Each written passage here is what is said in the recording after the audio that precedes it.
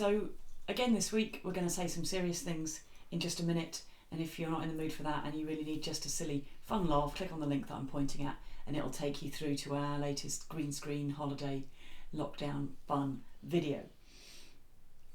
A couple of things I want to say though. Firstly, I made a video last week about how I believed that the government's reported numbers on coronavirus deaths were a significant underestimate and that the real number must be much, much higher. And the reaction on social media was to demand to see my sources and call me a terrible conspiracy theorist who was fabricating things and blah, blah, blah. And I responded and I shared some of my sources and I included a link to the data from the Office of National Statistics. And people told me that I was still making it up and it's just because I hate the government. And then this week, the Financial Times has published a report looking at the data from the Office of National Statistics and suggesting on the basis of it that it is extremely likely that the actual death toll from coronavirus in the UK is 41,000 and not 17,000 as the government is saying. So basically exactly what I was saying but printed on some pink paper, and now apparently it's just well known. Even then there has been some kickback. People are saying, well, you're comparing the rolling 5-year average death rate to the death rate this year. Maybe there is some other factor that has led to an additional 24,000 deaths, which is like odd. I mean, if something else is going on, a sudden rise in spontaneous combustion or something. But the fact is, in all likelihood, the opposite is true. It's not going to be an increase due to a particularly virulent seasonal flu, because any flu or other contagious virus which is out there is going to have been stopped dead in its tracks by the lockdown, which is aimed at a much more contagious virus. The number of deaths from accidents we can reasonably expect to have plummeted because there's just not enough traffic on the roads for there to be high numbers of car accidents. People are not out and about engaging in dangerous activities. People are stuck in their homes. There might be a couple of areas where the death rate has risen a little.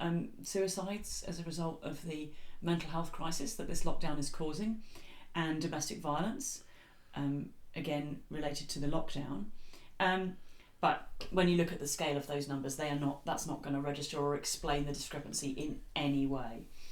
What is going on is that the government has allowed 41,000 people to die, almost all of them unnecessarily. And we should be screaming about that. We should be using words like carnage. We should be demanding that the government and public officials be held to account for what is going on, and also for the fact that what is continuing to go on, because they haven't solved this problem, it's ongoing. They're still making bad decisions, they're still doing things badly, they're still making an absolute mess of the situation. And if we're going to hold them to account, yes, words like carnage, and also yes, maybe just radical idea, listening to me. I could have told you this a week ago. This is what's going on. Thank you, Kate, you're great. We'll tell our friends to sponsor your Patreon. Good. The other thing I want to talk about is what's happening in the US, which is the one place that is going to end up even more of a mess than the UK, isn't it? Well, let's not be unfair on Brazil, but still, the US. A lot of people in the US right now are out on the streets protesting and demanding their right to not do lockdown and refusing to participate in it. And that's terrifying.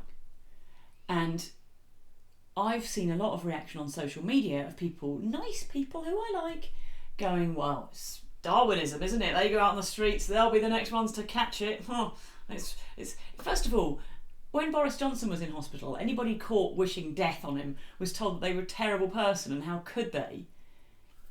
Well, hold on a minute. These are ordinary people in the US, and they're ordinary people who are behaving in the way they are because they've been given false information, because they've been misled about what's important, and they've been misled about what the risks are.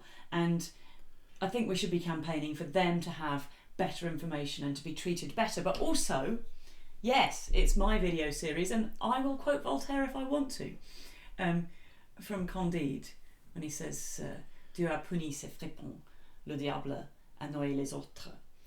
So in Voltaire's incredible work, Candide, the lead character Candide has had his golden sheep stolen by a bandit, and they then see the bandit escape on a ship, and the ship sinks.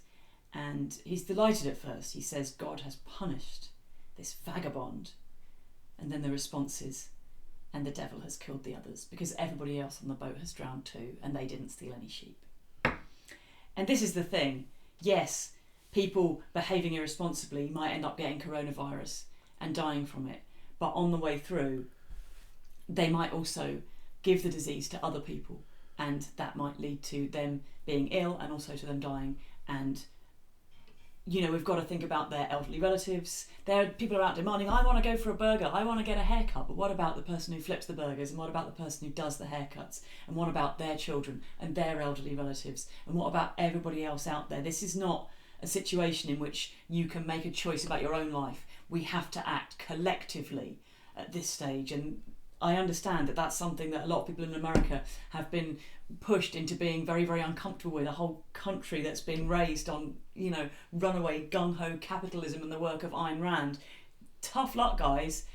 At this point, collective action is the only thing that is going to work and be effective, and I really sincerely hope that message starts to get through soon, because otherwise the situation in the US is not only going to be as bad as it is in the UK, but it could potentially be much, much, much worse. And and much as you might think people are stupid and foolish and whatever, I don't wish death on any of those people. They should get good information and good healthcare and good support, and and happy ending, there isn't one, is there? I just hope you're all well, and if you would rather have a bit of a laugh at this point, that's totally fair enough. I promise to cheer the blazers up. Click here, and I will see you next week. Take care.